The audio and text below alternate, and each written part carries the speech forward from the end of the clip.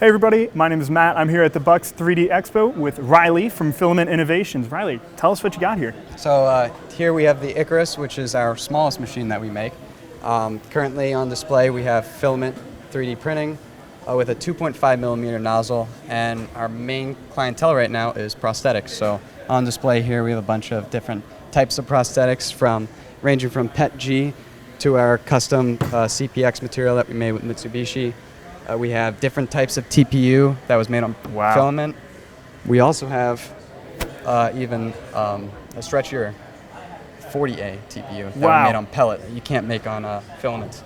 That's incredible. We also have more CPX, glass filled PET G, nylon. Obviously we do everything from high detail to very large layer lines. Absolutely. So what's the speed on these type of printers if someone is doing a prosthetic? Could they have something printed and fit in the same day, 2, 3? Yeah, so actually that is our main goal with all of these. A customer can come in, get their leg laser scans. They can print out a test socket here. The prosthesis will trim this line here, fit it to the patient.